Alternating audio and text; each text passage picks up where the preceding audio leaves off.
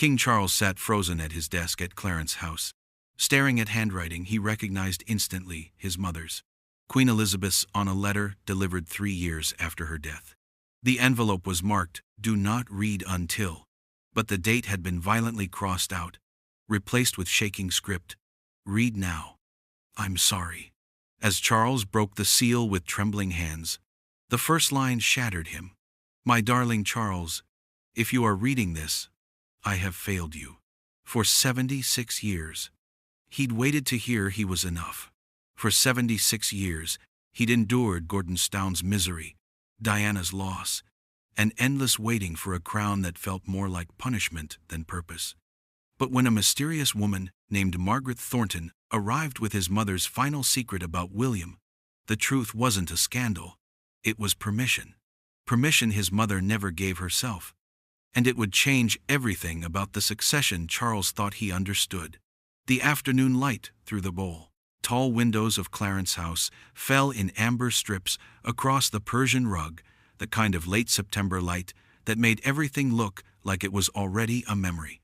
Charles sat at his desk, the same mahogany desk his mother had used during her early years as queen, sorting through the day's correspondence with practiced efficiency.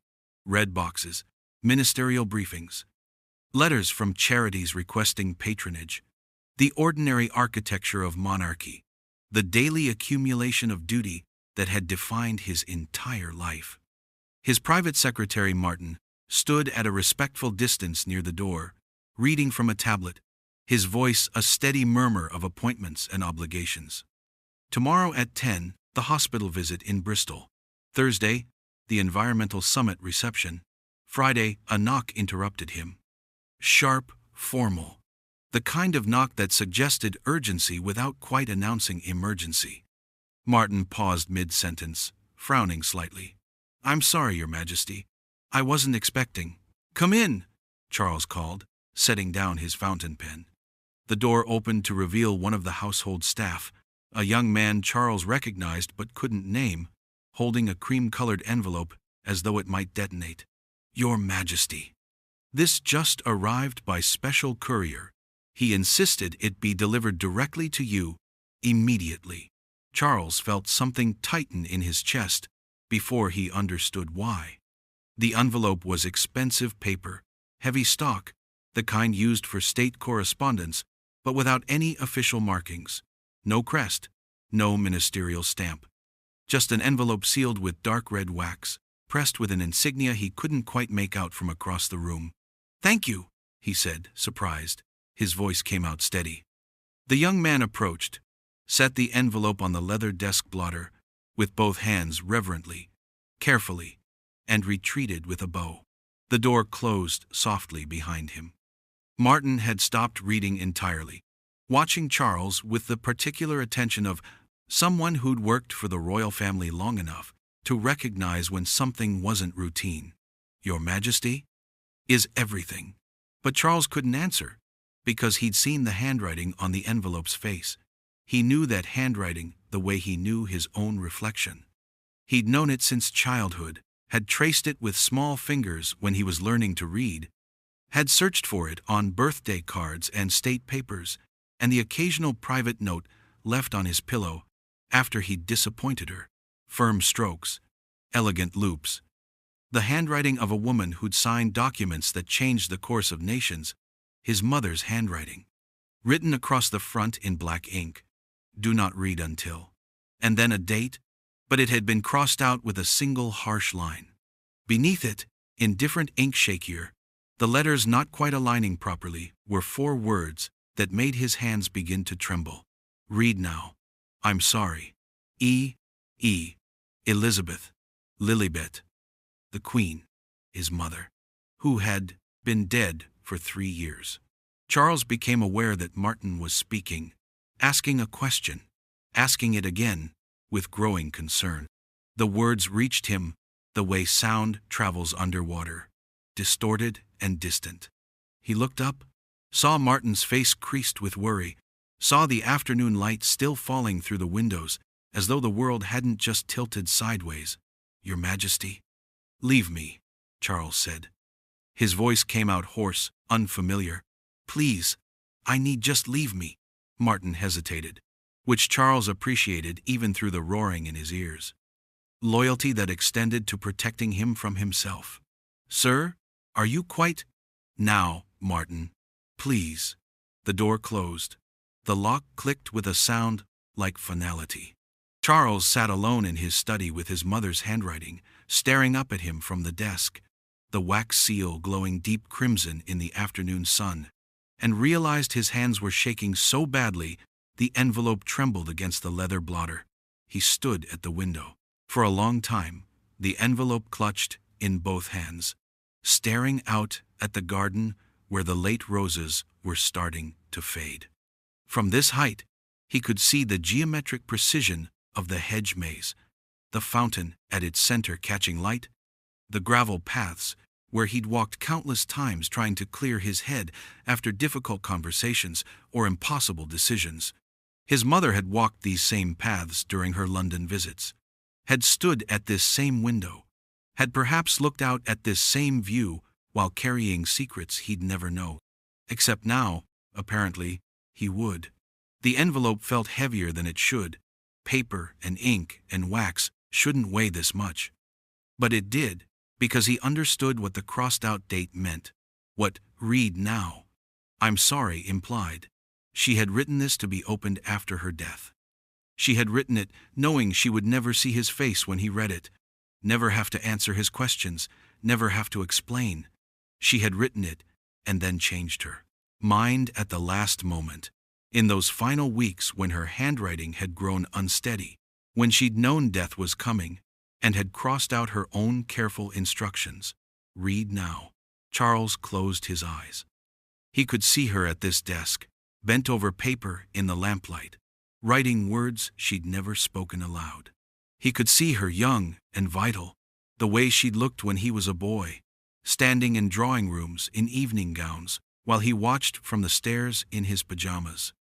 He could see her old, the way she'd been at the end, still upright despite everything, still performing queenship even when her body betrayed her. He could see her in every version of herself he'd ever known, and none of them had ever said "I'm sorry" to him before. What could require an apology from a woman who'd spent 70 years believing apology was weakness? The wax seal felt warm under his thumb. Or perhaps that was just his hands, still shaking, pulse hammering in his wrists.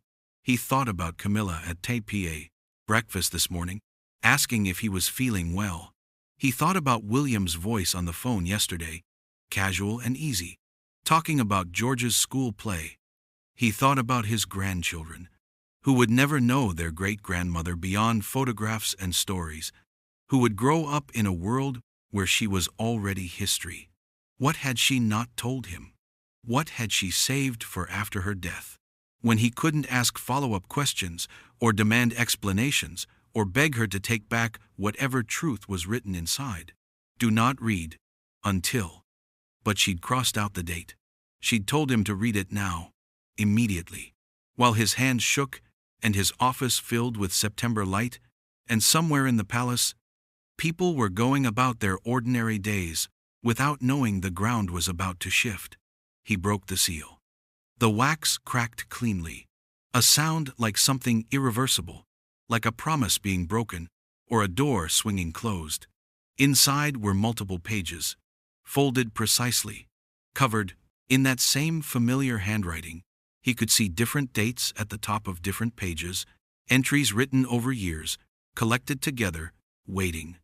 Charles unfolded the first page with fingers that wouldn't quite cooperate. The first line stopped his breath. "My darling Charles, if you are reading this, I have failed you." The leather chair creaked when he sat down. No, collapsed down his legs suddenly, unreliable beneath him. The same chair she'd sat in during their last private conversation 3 months before her death, when she'd asked him about his plans for the coronation, and he'd tried to explain his vision for a modern monarchy, and she'd listened with that particular stillness she had, giving nothing away. Had she known then? Had she already written this letter? "I have failed you." She never failed anyone. She was the queen. She was duty personified. Discipline made flesh. The woman who'd put crown before everything, including her own children. She'd said it herself in that documentary years ago, said it plainly with no apology. The monarchy comes first. It must. That's what I was born for. And he'd understood. He'd always understood. He'd built his entire life around that understanding. Had sacrificed his own happiness more than once on that altar. Had waited and waited and waited to be king because she'd needed him to wait. But now her handwriting said failed. And his hands shook so badly the pages rattled against the desk. There are things I never told you. Decisions I made that shaped your life. Choices I convinced myself were necessary for duty, but were perhaps only necessary for my own survival. I told myself that being queen meant being silent about certain truths. I told myself you were better off not knowing. I may have been wrong. Charles read with one hand pressed against his mouth, afraid of what sound might escape if he let it. The study had gone dark around him without his noticing. September afternoon sliding into evening, shadows gathering in the corners while he sat frozen in the pool of desk light. She wrote about Gordonstoun, about sending him there despite his tears, despite his letters home begging to be allowed to leave, despite knowing she'd known how desperately unhappy he was. She wrote that she'd believed suffering built character, that her own father had suffered and become a good king, that she'd thought harshness would make him strong. But all it did was make you lonely. And I knew it, Charles. I knew it, and I told myself it was necessary. I told myself you would thank me eventually. You never did. I don't blame you. The pages blurred. He blinked, felt wetness on his cheeks, couldn't remember when he'd started crying.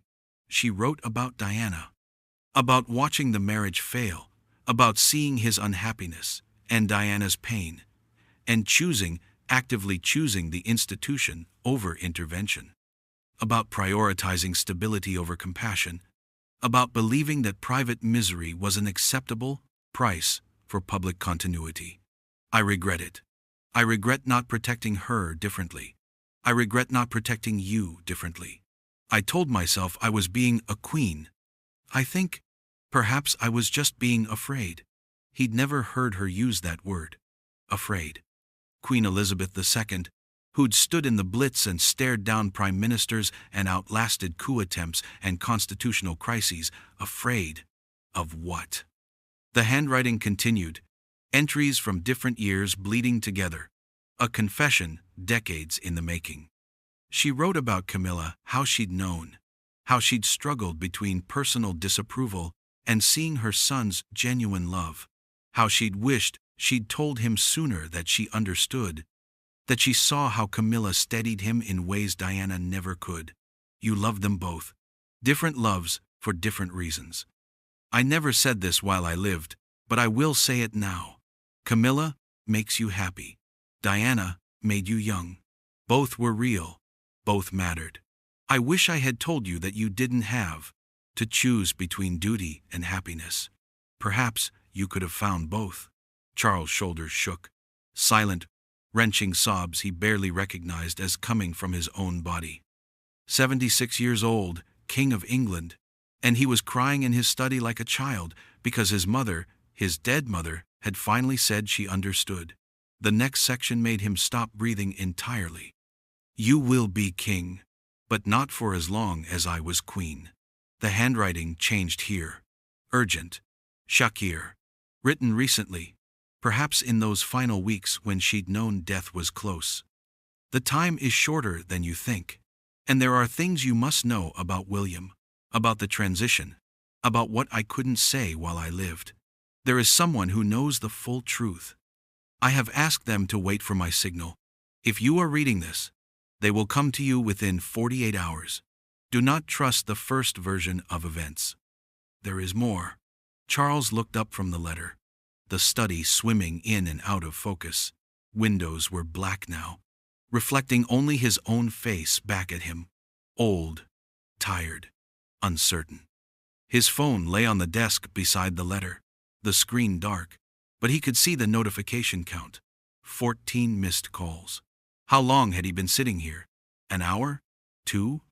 What did she mean? The full truth about William. What couldn't she say while she lived? The door handle turned. Charles' head snapped up, his hands instinctively covering the letter as though it were contraband. "Charles?" Camilla's voice, worried in the darkness. "Darling, are you in there?" She found the light switch before he could stop her, and he knew what she saw. Him at the desk, face blotchy with tears, hands shaking over pages covered in handwriting. The study in complete disorder around him, as though a storm had passed through, when really the storm was inside his chest. Camilla crossed the room without speaking, her face already arranging itself into the particular expression she wore when he was breaking calm, steady, refusing to mirror his panic back at him. "What's happened?" She kept her voice level, pulled a chair close to his, sat down without waiting for permission. Her hand found his shoulder. "Charles, what is it?" He couldn't speak.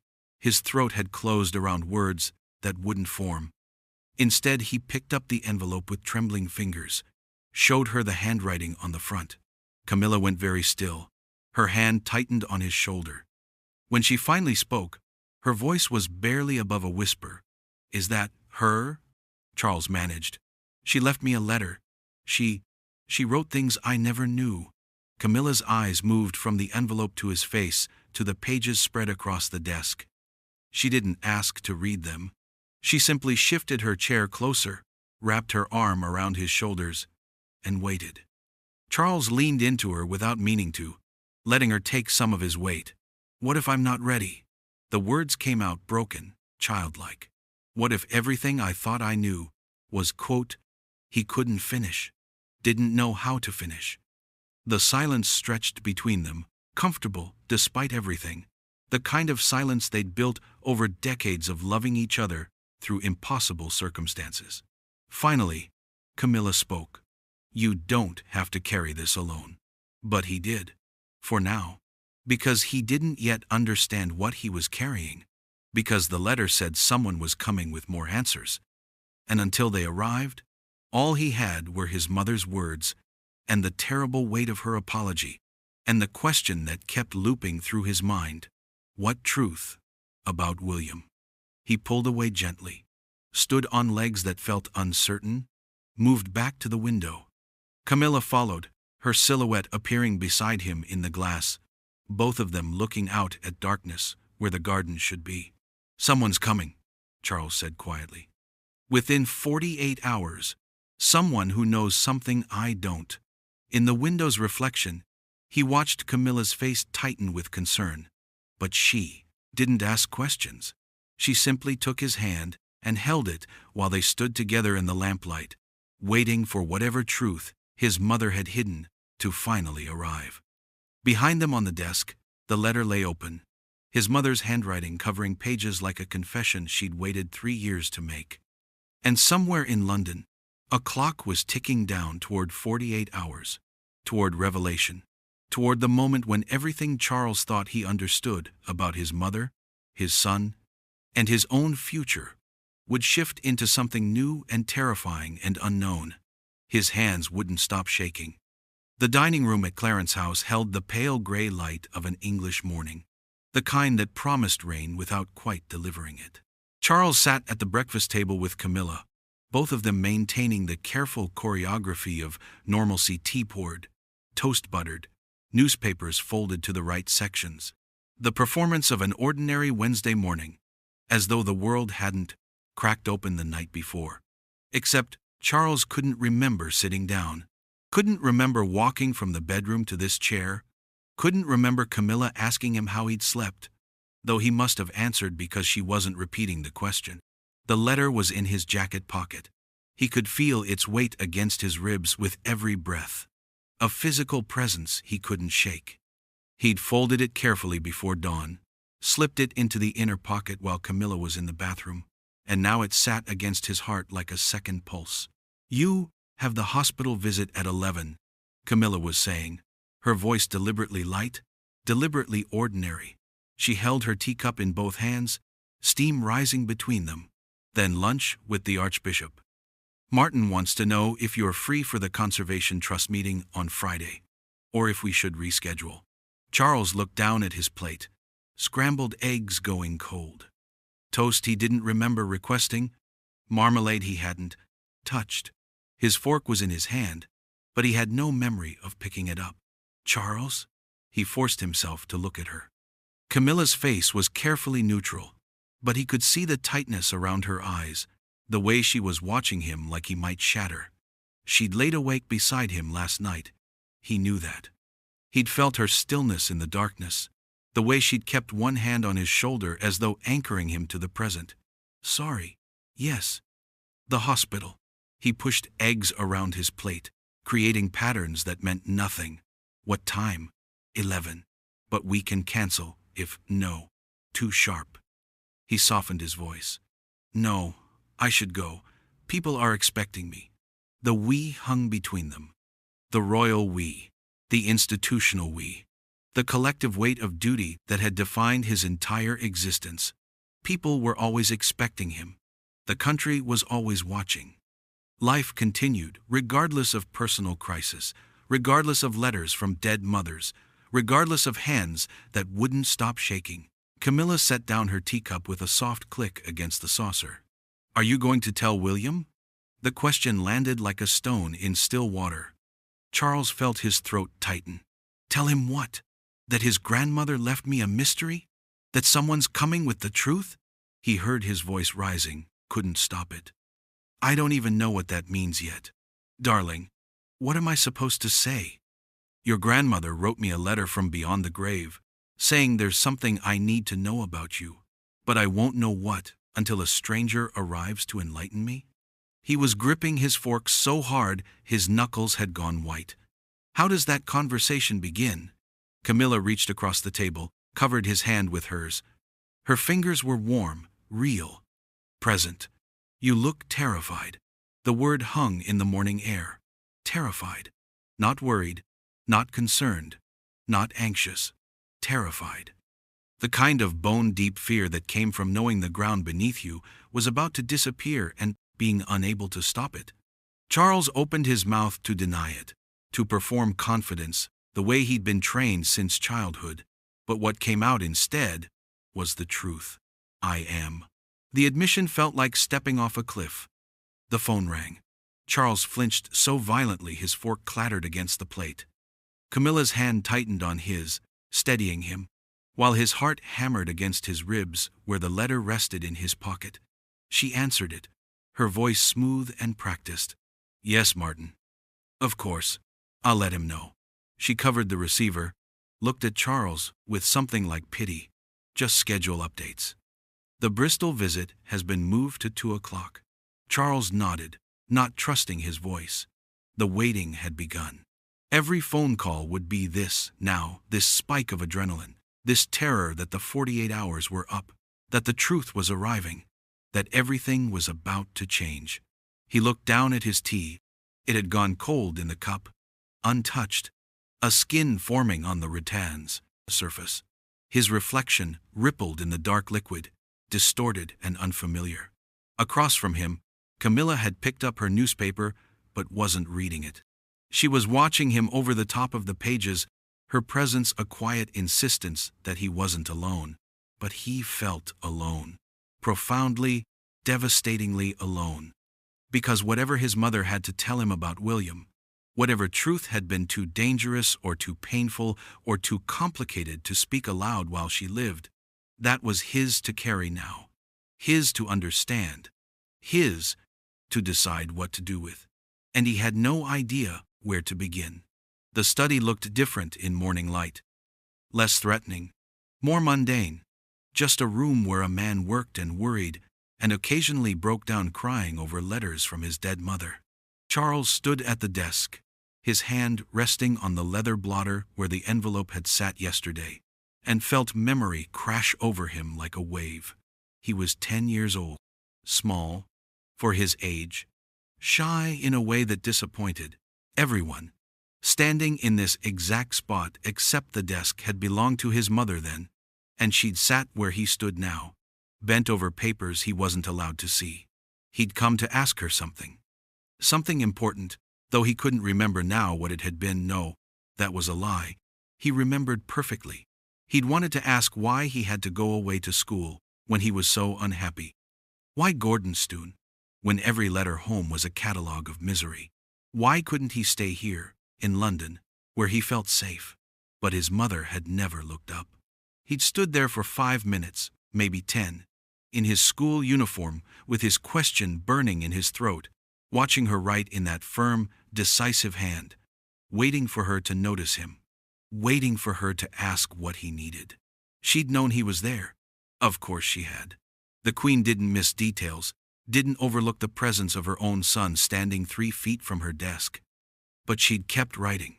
And young Charles had eventually turned and left, the question unasked, the misery unspoken. Because if she didn't acknowledge his presence, then he didn't have to hear her answer.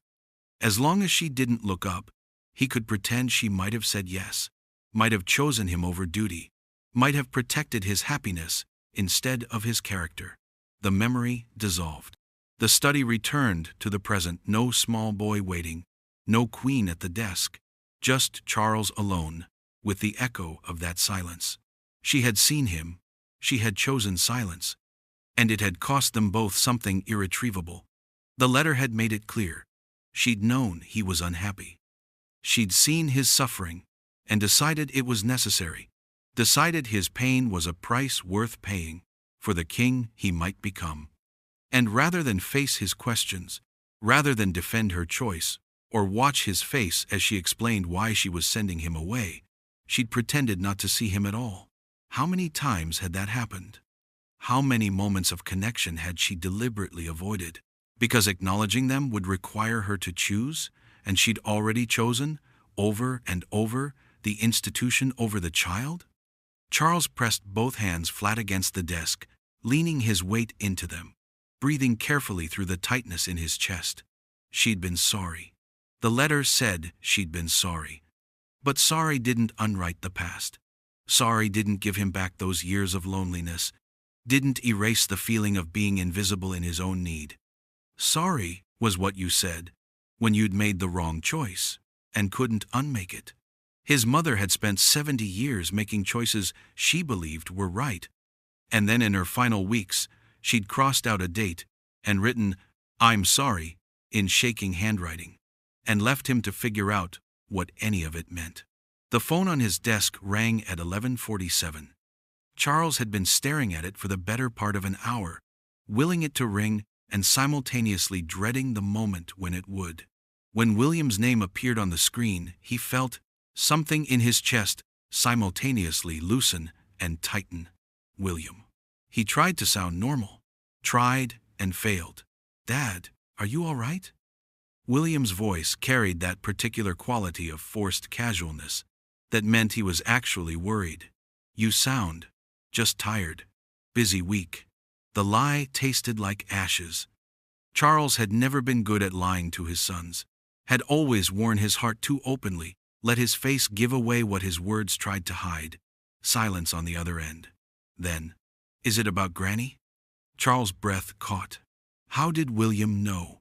Had he heard something in Charles' voice, or was it simply that everything in their family eventually circled back to her, to the vacuum she'd left, to the impossible standard against which they all still measured themselves? In a way, Charles managed. The silence stretched out between London and Windsor, 2 men who loved each other, trying to communicate across a gap neither fully understood. Finally, William spoke again, his voice gentler. "If you need to talk?" "Not yet." Charles cut him off, immediately regretted the sharpness. "Soon. I promise. There's something I need to understand first." "Dad, soon, William." "I promise." After he hung up, Charles sat with his head in his hands, elbows on the desk, the weight of his skull suddenly too much for his neck to support. His phone screen had gone dark. Outside, gray clouds pressed low over London.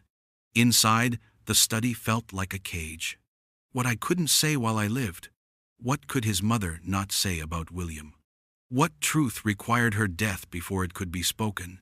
The possibilities spiraled through Charles's mind, each more terrible than the last. Medical information she'd kept secret. Something about Diana, about the accident, about the conspiracy theories that had never quite died. Something about William's fitness to be king, about doubts she'd harbored, about reservations she'd never voiced. What if it was something terrible? What if it changed how William saw her worse? How William saw himself? What if this mysterious visitor arrived and opened a door that should have stayed closed, revealing truths that would hurt his son in ways Charles couldn't protect him from? William had already lost his mother too young. What if this letter took his grandmother too, retroactively, rewriting all those memories of comfort and guidance into something more complicated, more painful? Charles pressed the heels of his hands against his eyes until he saw stars. He was king. He'd waited his entire life for this role, and now that he had it, he felt like a boy again, standing in his mother's study, invisible and uncertain, waiting for answers that might never come. The garden was gray under afternoon clouds, the roses drooping under threat of rain. Charles walked the gravel paths alone, his security detail at a respectful distance, close enough to intervene if needed, but far enough to give the illusion of privacy. The letter was still in his pocket. He couldn't bear to leave it inside, couldn't stand the idea of being separated from it even for an hour. He'd walked these paths thousands of times. During his first marriage, when the walls of his life had been closing in, and the garden had been the only place he could breathe. During his mother's final years, when duty had required him to be constantly present, but his heart had been breaking under the weight of approaching loss. After the coronation, when the crown had finally settled on his head, and he'd walked until his feet ached, trying to convince himself he was ready, now he walked, because stopping felt impossible. He passed flower beds. His mother had loved roses and lavender and delphiniums in careful arrangements that looked spontaneous, but were anything but. She'd had strong opinions about gardens, had believed they should reflect order and tradition while appearing natural. Everything planned, nothing left to chance, beauty achieved through discipline. Like monarchy itself. Like the life she'd built and the children she'd raised and the secrets she'd apparently kept. Charles stopped at a copper beech tree near the eastern wall.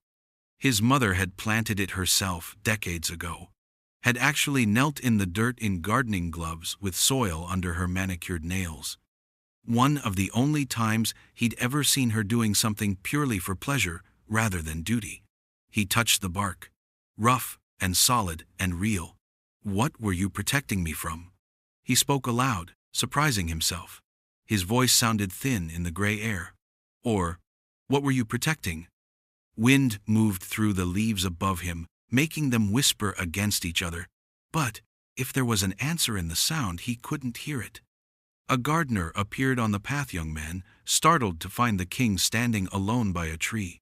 "Your Majesty, do you need anything?" Charles shook his head, managed a smile that felt like a mask settling into place. "No, thank you, just getting some air." The young man bowed and retreated, and Charles was alone again, with the tree his mother planted, and the letter burning against his ribs, and the same question looping endlessly through his mind. Who is coming? And what will they take from me when they arrive? He looked back at Clarence House, at the windows of his study where the letter had been delivered, where his world had cracked open, where he now waited for the next fracture. The building looked solid from here, permanent, unchanging. But Charles knew better. Nothing was permanent. Not crowns, not certainty, not even the version of his mother he'd carried his entire life. Everything could change in the time it took to open an envelope. He stood at the threshold between garden and house, between past and whatever came next, and realized he was terrified to step through. But the 48 hours were ticking down. The truth was coming whether he was ready or not, and his hands, pressed against the ancient bark of his mother's tree, wouldn't stop shaking. The clock on Charles' desk read 4:47 p.m. 47 hours and 18 minutes since the letter had arrived. 47 hours of waiting, of jumping at every sound, of feeling his pulse spike every time footsteps approached the study door. The afternoon light was already fading. October now, the days drawing in, darkness coming earlier each week, as though the world itself was conspiring to match his mood. Charles had been sitting in the same chair for the past 2 hours, pretending to review documents but actually just watching the minutes tick past. Every official paper blurred into meaninglessness. He'd read the same paragraph about agricultural subsidies 6 times without absorbing a single word. Camilla had left an hour ago for a hospital opening, had kissed the top of his head before she went, and said nothing about the tension radiating from him like heat. He'd insisted she go. This was something he needed to face alone. This visitor, this truth, whatever was coming. Some burdens couldn't be shared, no matter how much you loved the person offering to carry them with you. A footstep in the corridor, outside. Charles's head snapped up, his entire body tensing. But it passed by. Just a staff member. Not his secretary. Not the visitor. Not yet. He forced himself to breathe. Forced his shoulders down from where they'd climbed, toward his ears. The letter, the original one, the one that had started all of this, was in his desk drawer now. But he could feel its absence, the way you felt a missing tooth, tongue constantly probing the gap. The weight of it had transferred to his chest, settled behind his breastbone like a stone, within 48 hours. Which meant any minute now, any second. The knock could come and everything would change, and there would be no taking it back. No unlearning whatever truth his mother had hidden. No returning to the version of his family history he'd carried for 76 years. Charles stood abruptly, unable to sit any longer. He moved to the window, pressed his forehead against the cool glass, stared down at the street below, where London moved through its ordinary Friday afternoon, people, walking dogs. Traffic crawling toward the weekend. Lives being lived that had nothing to do with royal secrets or dead queens or sons waiting to learn truths about other sons. He envied them. God, how he envied them. Then, a knock. Not tentative, not apologetic, formal, controlled. The kind of knock that announced something official, something that couldn't be ignored or postponed. Charles turned from the window, his reflection ghosting in the glass behind him, pale face, shadows under his eyes, the look of a man who hadn't slept properly in 2 days. The door opened before he could speak. Martin stood in the threshold, his face carefully neutral in that way that meant he was managing something delicate. Your Majesty. A pause. There's someone here to see you. Charles' hands had started shaking again. He clasped them behind his back. Yes? She says. Martin chose his words carefully. She says the Queen asked her to come. The air went out of the room. Charles heard himself say, "Show her in," though his voice sounded far away, like someone else was speaking through his mouth. Martin disappeared. Charles stood frozen by the window, unable to move, unable to prepare himself, because how did you prepare for this? How did you ready yourself for the ground to shift beneath your feet? The door opened wider. A woman entered. Mid-60s, Charles registered automatically. Elegant in that understated way that spoke of old money, or long service to old money navy dress. Simple pearls, gray hair cut in a precise bob. She carried a leather portfolio under one arm, the kind lawyers used for important documents. Her face was vaguely familiar in a way he couldn't quite place, like someone he'd seen in the background of photographs, peripheral to the main action. She curtsied a perfect, practiced curtsy that spoke of decades of protocol, then straightened and met his eyes. Something in her gaze made Charles' breath catch. It wasn't sympathy, exactly, or pity. It was recognition. The look of someone who'd been waiting for this moment, as long as he'd been dreading it. Your Majesty. Her voice was cultured, quiet, steady. My name is Margaret Thornton. I was your mother's private correspondence secretary for 30 years. She asked me to keep certain documents until after her death. A pause. Until you read her letter. They sat across from each other in the study's twin leather chairs, the portfolio resting on the low table between them, like a barrier or a bridge. Charles couldn't decide which. He'd offered tea protocol, demanded it, hospitality ingrained since childhood, but Margaret had declined with a small shake of her head. "I won't take much of your time, sir. This isn't a social call." Charles found himself appreciating the directness, even as it terrified him. "You knew my mother well, then?" Margaret's mouth curved in something that wasn't quite a smile. "I knew her secrets, Your Majesty." Which is not quite the same thing. The words settled between them, heavy with implication. Charles leaned forward, elbows on his knees, trying to appear composed while his heart hammered against his ribs. "What does that mean?" "Private correspondence secretary? I don't recall ever hearing about such a position." "You wouldn't have." Margaret's hands rested in her lap, perfectly still. No nervous gestures, no fidgeting. The stillness of someone who'd spent 3 decades being unobtrusive. "For 30 years, I managed correspondence. The Queen didn't want archived officially.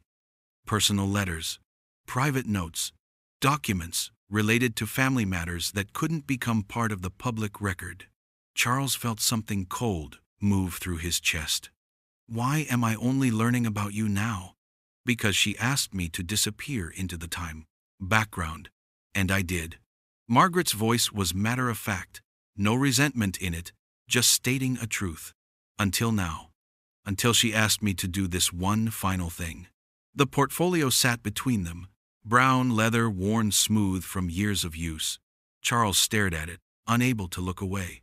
"What's in there?" Instead of answering, Margaret lifted the portfolio onto her lap, unzipped it with careful precision, and removed a stack of letters bound together with faded blue ribbon. She held them for a moment, as though weighing something, then set them on the table and slid them toward Charles. "These are letters between your mother and your father. From before you were born, and throughout your childhood. She wanted you to read them."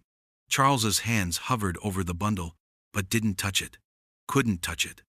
"Why?" Margaret's voice softened, just slightly, the first crack in her professional composure. "Because you've spent your life thinking your parents' marriage was cold, dutiful, but loveless. She wanted you to know that wasn't true. Not at first. And she wanted you to understand what changed, and why she never corrected your assumption." The silence stretched out. Through the window, Charles could hear London traffic, the distant wail of a siren, ordinary sounds from an ordinary world that felt suddenly very far away. Finally, his hands moved. He picked up the letters. The paper was old, the ribbon silk that had faded from royal blue to something closer to gray. His fingers shook as he untied the bow. The top letter was in his father's handwriting. Bold strokes, slightly irregular, the handwriting of someone who'd learned to write quickly and forcefully and had never bothered to refine it into elegance. "My darling Lilibet," it began. Charles looked up sharply, eyes already burning. "He called her that." "He did," Margaret said quietly. "For many years." Charles read, with his hand pressed to his mouth, trying to hold something in sound, breath, the sob, building in his throat. The letters were arranged chronologically, and Margaret had included small note cards marking significant periods. Before Charles' birth, early childhood years, the Gordonstoun decision, the difficult years. The early letters were love letters. Not poetic, not flowery. Philip had never been that sort of man, but warm, genuine, full of the kind of private jokes and observations that spoke of real intimacy. He wrote about Lilibet's smile, about how she looked when she thought no one was watching, about being proud to stand beside her, even when protocol required him to walk 2 steps behind. "You asked if I mind being Mr. Queen," Philip had written in 1952, just after her coronation. "Only when it means I can't hold your hand in public. Only when duty puts distance between us that shouldn't be there. But I married you, not the crown. I haven't forgotten the difference, even if everyone else has." Charles' vision blurred. He blinked hard, turned to the next. Letter. One from 1960, about baby Charles. "He has your eyes, Lilibet. God help him with my temper. I held him this morning while you were sleeping, and thought about what kind of father I want to be. not like mine was. Something better. Though I haven't the faintest idea how. Another from 1962, when Charles was crying himself to sleep at Gordonstown. I worry we're making a mistake. But you believe it will make him strong. So I trust you. I always trust you, even when it breaks my heart. Charles's head snapped up. His voice came out rough. She made that decision. Not him. Margaret nodded, her face grave. Your father opposed sending you to Gordonstown. He argued for a gentler approach. But your mother believed duty required sacrifice, even of her own child's happiness. She thought suffering built character, because it had for her own father. A pause. She never forgave herself. But she also never told you, because she feared if you knew, you'd see her differently. I spent my entire childhood thinking he didn't care. Charles's hands were shaking so badly the letters rattled in his grip. Thinking he was hard and cold and disappointed in me. And all this time, he loved you, Margaret said simply. He just trusted your mother's judgment more than his own instincts. And she carried the guilt of that for the rest of her life. Charles set the letters down carefully, afraid he might crumple them. His throat was so tight he could barely breathe. All those years. All that pain. All because his mother had believed silence was strength and his father had believed in her more than himself. Margaret was reaching into the portfolio again, pulling out another document. This one looked official hospital letterhead. The kind of medical records that were supposed to be sealed. Your Majesty, there's something else. About your mother's health in her final years. Charles went very still. He'd seen his mother through her death, had been there at Balmoral, had watched her slip away. What more could there be? Margaret's voice was gentle now, recognizing she was about to cause pain. She knew she was dying 2 years before it became public. Pancreatic cancer, slow-growing but terminal. She chose not to tell the family because she wanted you to have time. Time to be Prince of Wales without the shadow of succession looming. Time to live without that weight. The words landed like physical blows. Charles felt his chest constrict, felt something crack open inside him. She was protecting me, even then, even while she was dying. Yes. Margaret's eyes were bright with unshed tears of her own. She wanted you to have 2 more years of not being king. 2 more years of just being her son. Charles pressed the heels of his hands against his eyes, trying to hold himself together.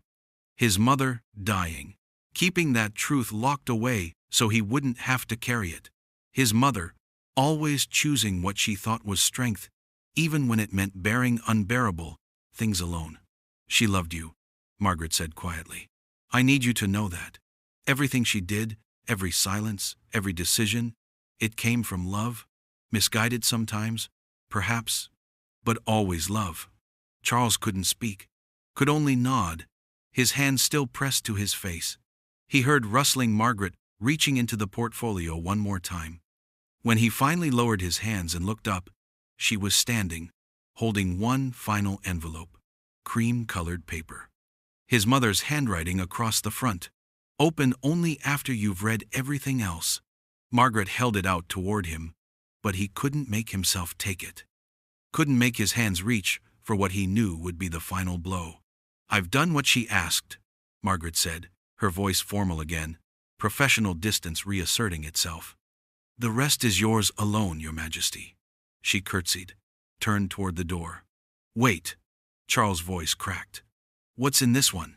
Margaret paused in the doorway, backlit by the corridor, light beyond. She looked back at him, and in her face he saw something he couldn't name. Sorrow, maybe, or the weight of keeping this final secret. The truth about William, she said quietly. The one thing she never told anyone. The door closed. Charles was alone. The envelope sat on the table where Margaret had left it, his mother's handwriting staring up at him like an accusation or a confession or a benediction. Outside, afternoon had given way to evening. Inside, the study had grown dark around him while he'd been reading, shadows pooling in the corners, but he didn't reach for the lamp. He sat in the darkness, staring at the final letter. And his hands that had shaken through 2 days of waiting, through revelations about his father's love and his mother's dying silence, wouldn't stop shaking now. The truth about William, the one thing she never told anyone. Charles reached for the envelope. Charles sat in the darkness for a long time without moving. The envelope lay on the table in front of him, pale against the dark wood, illuminated by the single desk lamp he'd finally switched on when the study had become too dark to see. Everything else had fallen into shadow: the bookcases, the portraits on the walls, the window that reflected back only his own ghost-pale face. The envelope was heavier than it should be. Just paper, just ink, just his mother's handwriting forming words on a page. But it felt like holding a grenade with the pin already pulled, waiting for the moment of detonation. The truth about William. His mind spiraled through possibilities, each more terrible than the last. Medical information, some genetic condition, some hidden diagnosis that would change everything about the succession. Historical revelation, something about Diana, about the accident, about conspiracy theories that had never quite died.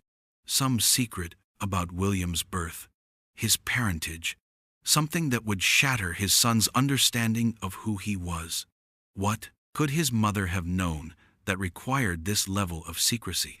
What truth was so dangerous it couldn't be spoken while she lived, could only be revealed after death, when there could be no questions, no confrontation, no chance for Charles to beg her to keep it buried?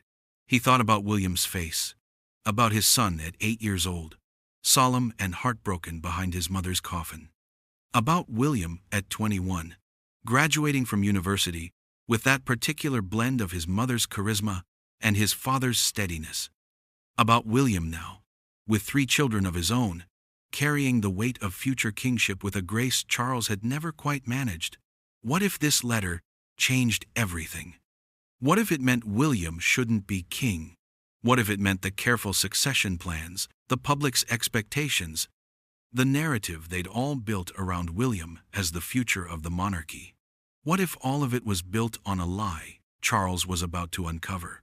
What if it was something he'd have to carry alone forever, a terrible secret he could never share, not even with William himself? His hands trembled as he reached for the envelope, then pulled back, but underneath the fear was something else. Something quieter, but more insistent. She left this for him. His mother, who'd guarded secrets her entire life, who'd believed silence was strength, and discretion was duty. She'd chosen to break that silence. She'd wanted him to know. She'd trusted him with whatever truth lay inside this envelope.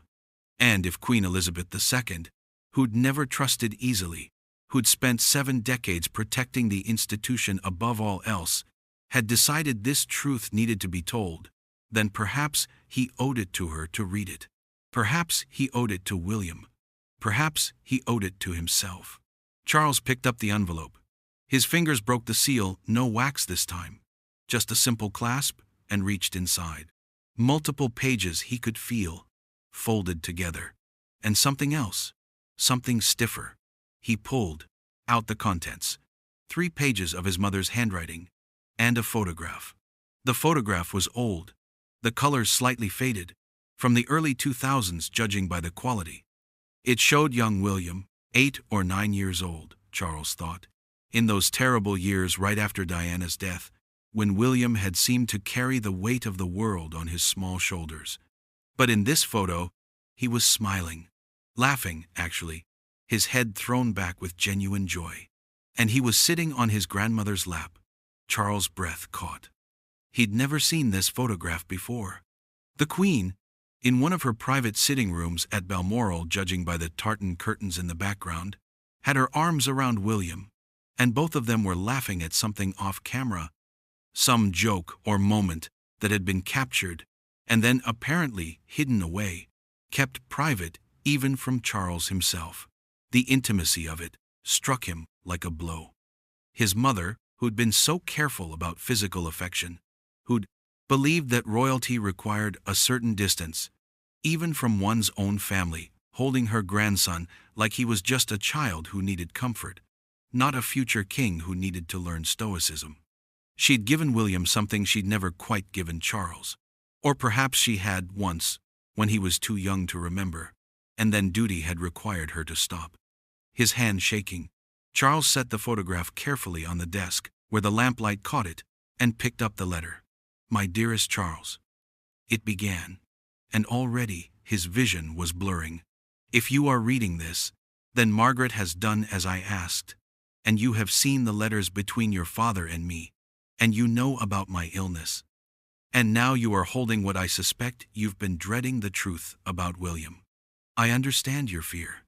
I understand that these past 2 days have been torture, wondering what terrible secret I kept, what revelation might destroy the future you've been building. So let me tell you, plainly, what you need to know. William will be a better king than either of us." Charles stopped reading. "Read the line again." His heart was hammering so hard he could hear it in his ears. "Not because you are insufficient, never that, my darling, but because he carries something both of us lost along the way, the ability to be both fully royal and fully human. He has your gentleness and Diana's fire, but more than that, he has something I recognized the first time I held him. Do you remember? I doubt you do. You were so nervous, such a young father, and I took him from your arms and looked into his eyes and felt frightened and awed in equal measure.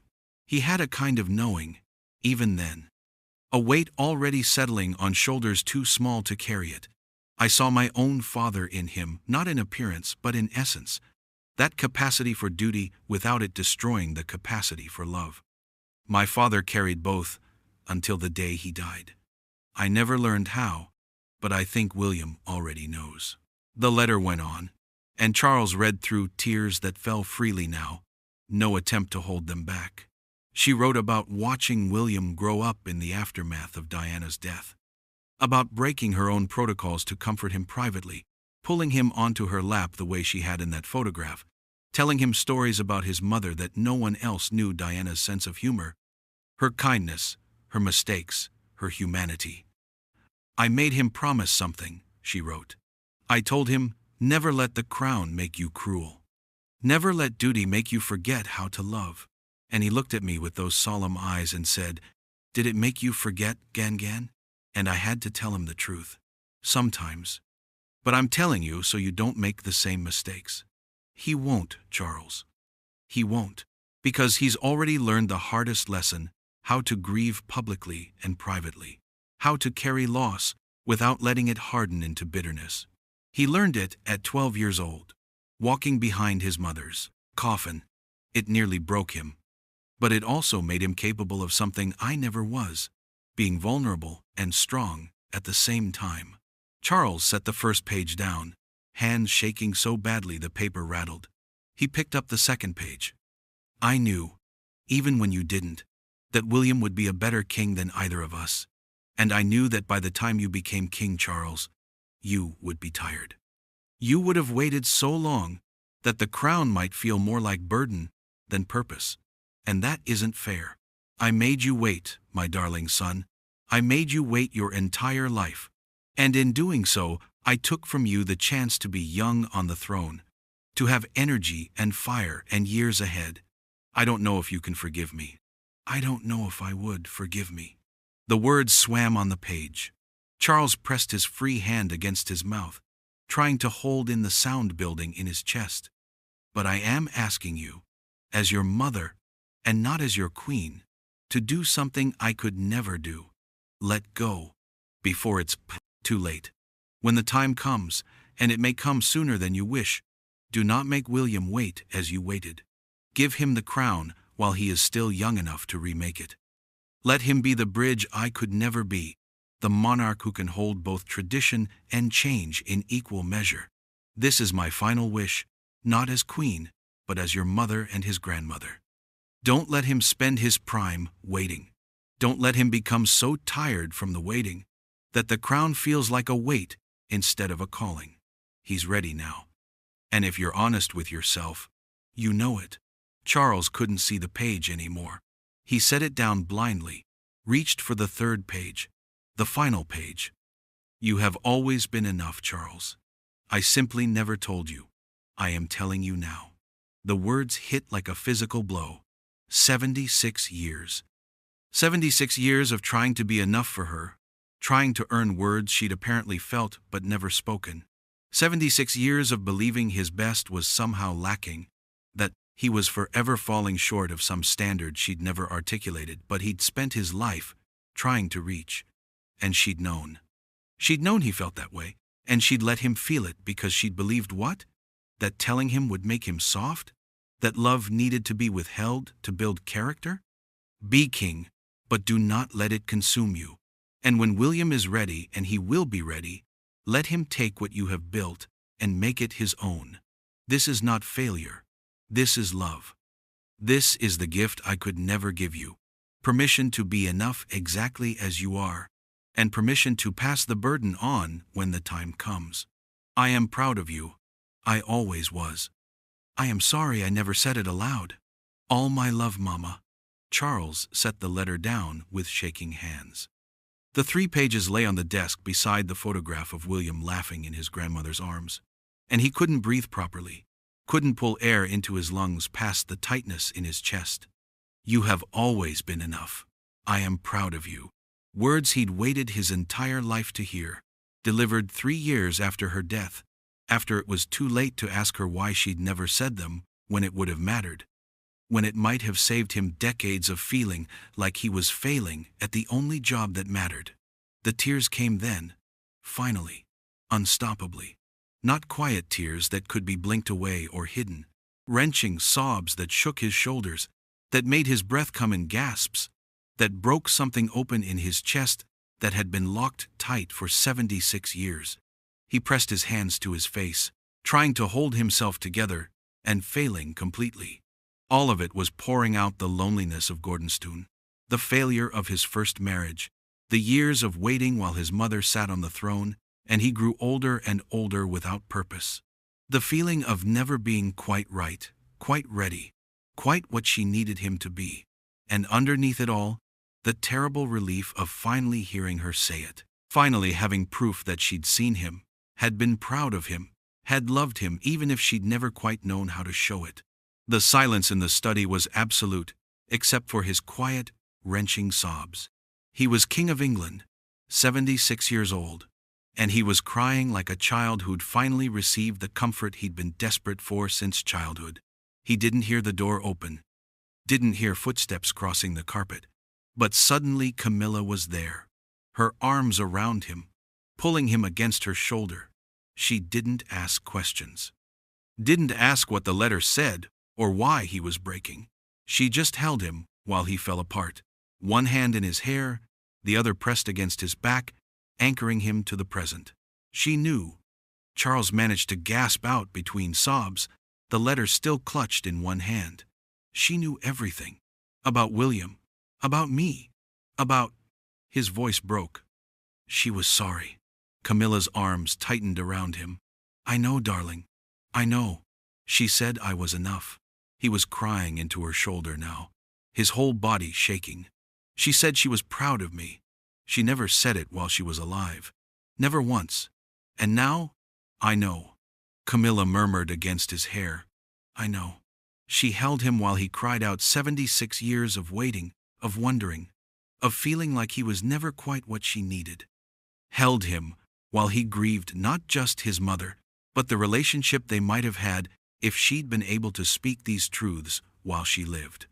Held him while he broke and broke and broke, and slowly, carefully, began to piece himself back together. The photograph on the desk caught the lamplight William and his grandmother, both laughing, both unguarded, sharing something private and precious. A gift his mother had given his son that she'd never quite been able to give Charles himself. But she'd given him this instead, the truth, delivered too late but delivered nonetheless. Permission to be enough, permission to let go, permission to love his son more than he loved the institution.